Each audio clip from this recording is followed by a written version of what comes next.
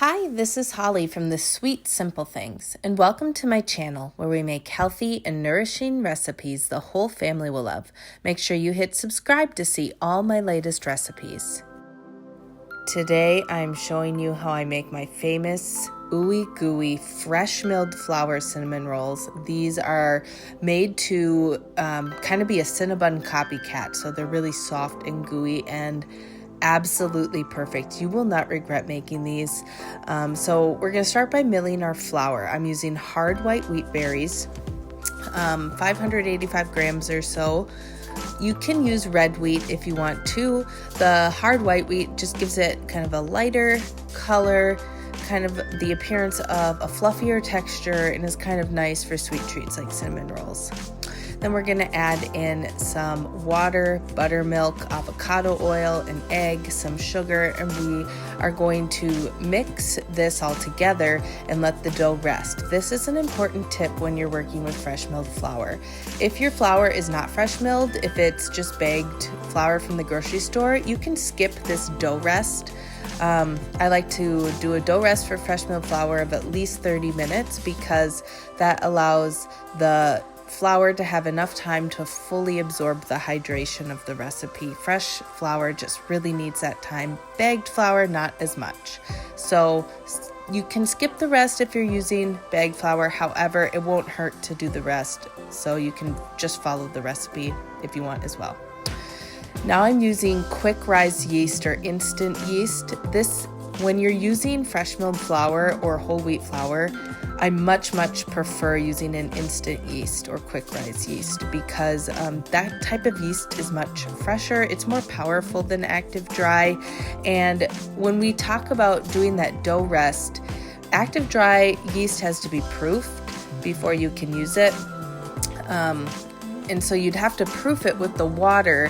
But then if you're doing that dough rest, there's this time going by where the yeast is most active, but you haven't even kneaded the dough yet. Does that make sense? That's why I really think instant yeast is just so much better for fresh milled flour if you can use it. But I do, in the recipe post linked in this description, I do have instructions for how to adapt it for active dry if that's all you have. So anyway, after that dough rest, I sprinkled the yeast and the salt on top of the dough, and now I'm just kneading it into the dough with my dough hook on my KitchenAid. You're gonna knead for 5 to 10 minutes or so. You don't have to go crazy kneading this, but we do want it to be a smooth, supple ball.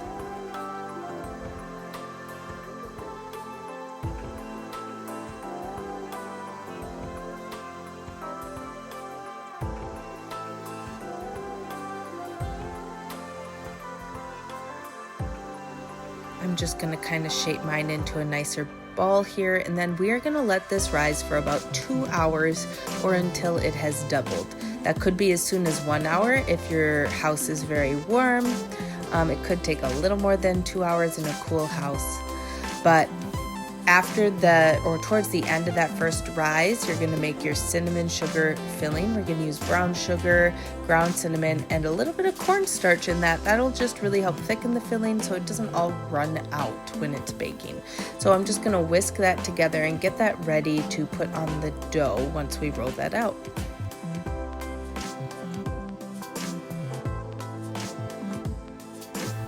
Here is my dough after it's doubled. I'm just going to pour this out on my counter.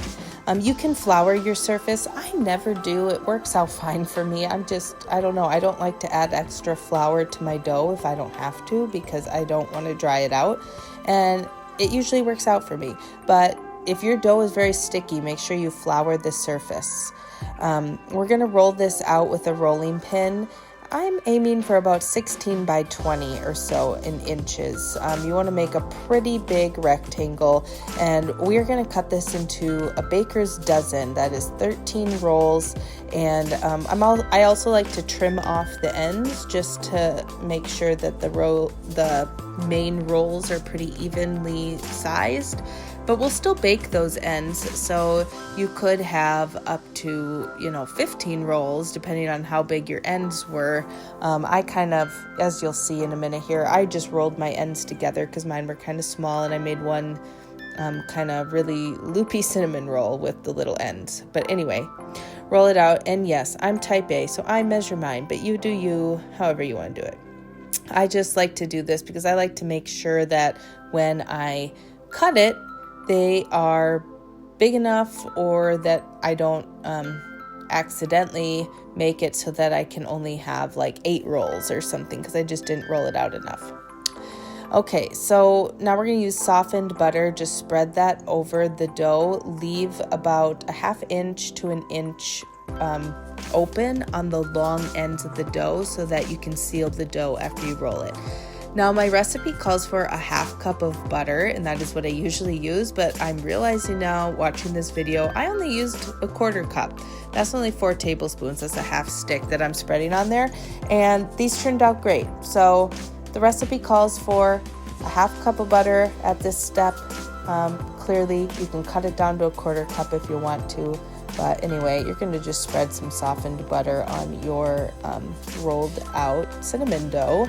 And then we're going to top it with that cinnamon sugar mixture we made earlier.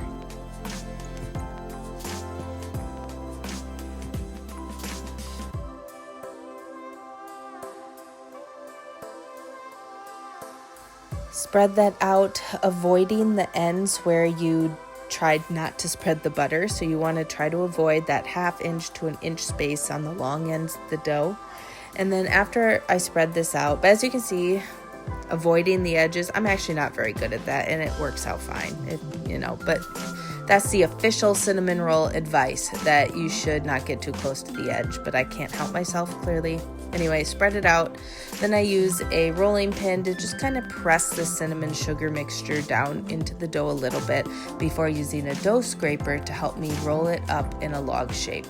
Now I have seen some people, instead of rolling it into a log, they'll grab a pizza cutter and they will cut about 1.5 to 2 inch thick slices off this long rolled out flat piece of dough, and then roll the cinnamon rolls up individually. You can do that if you want. I think it's easier to contain the sugar when it's rolled as a log. Then I only have to worry about it falling out of one end versus both ends when you're trying to roll it. But you can do it however it's easiest. So I'm rolling mine up into a log here with the dough scraper to help me. And then I'm going to score it about every 1.5 inches to make sure that I get even rolls, evenly sized, and that also I get enough of them. I want at least like 13 or so. And then what you'll see in a minute is when I score it, I actually don't, by the time I get to the end, I realize I didn't score it the size that I wanted to score it. So I kind of just roll the dough log over and do a new score in a new area. So if you don't get it perfect, that's my point here, is to show that if you don't do it perfectly, if you don't measure these cinnamon rolls right, it's okay. I can be type A about measuring stuff and wanting it to be perfect, but even when I screw up, which is all the time because I'm human, you can make it work. So anyway, you'll see how I do that here as I'm kind of trying to think about how I want to score these and get it all worked out.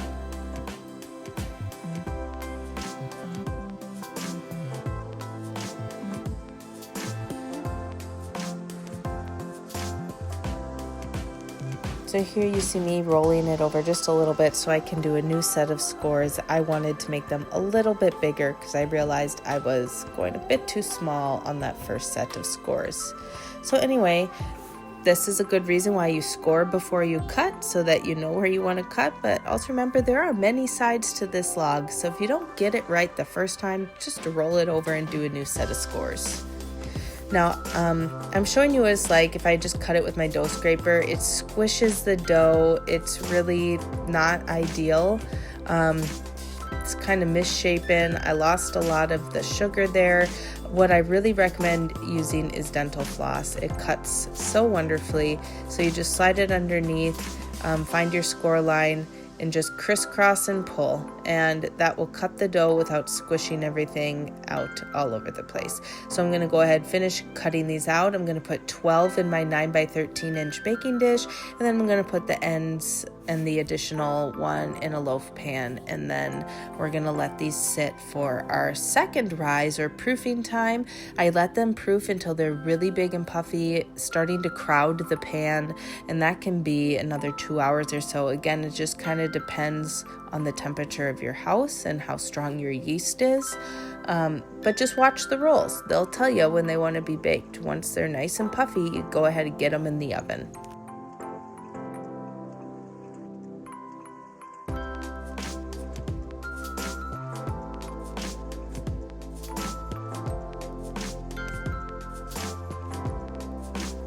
Cover them with some plastic wrap so they don't dry out, and also so that you can keep an eye on them. Though if you want to use a damp flour sack towel, I like to use damp but really wrung out kitchen towels. If I'm not going to use plastic wrap because it helps the dough stay moist, you can do that too.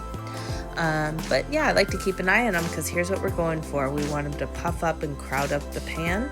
Once they get about that fluffy, we're heating the oven up to 350, and we're going to bake these for about 22 to 25 minutes. We want the tops to be golden brown, but you don't want to over bake them. Don't get them too dark. But while they're baking, let's make our maple cream cheese frosting. It's a little bit of butter and a little bit of softened cream cheese, some vanilla, and you can skip the maple syrup if you want to. Like if you don't have any, or if you want a thicker frosting, the maple syrup can just be omitted. The frosting still turns out great even without the maple syrup. It's just a little bit thicker. But so it's really up to you. I'm just trying to say, if you don't have maple syrup and you only need 2 tablespoons for this recipe, just skip it, you'll be okay. So I'm just mixing those wetter ingredients together first, and then I'm going to add our powdered sugar, and we're just going to beat that until it's nice and fluffy.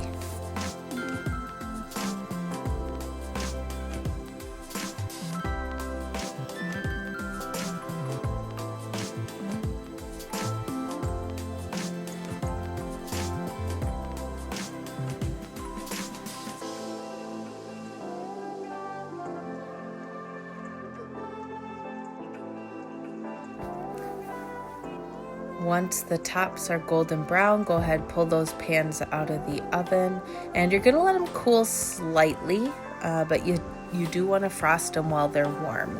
That'll just allow the frosting to really melt down and glaze every square inch of these beauties. They'll get down in all the crevices. It is so good. So anyway, let them cool a little bit so that they're just not too hot, but then get that frosting on there while they're still warm, and then you have yourself basically a Cinnabon copycat. I'm not kidding. These will be better than Cinnabon. They're made with some nutrient-dense ingredients like fresh milled flour. But I mean, yeah, these are a treat. There's a lot of sugar in them too, but they're really a very special recipe, perfect for Christmas morning, Easter morning, or just a wonderful Sunday brunch with friends, whatever you want to do. But seriously, you're not going to regret making these. These are some of my most requested food that I make in my extended family, so I really think you guys are gonna love it. Anyway, if you give it a try, let me know in the comments. I'd love to hear how it goes.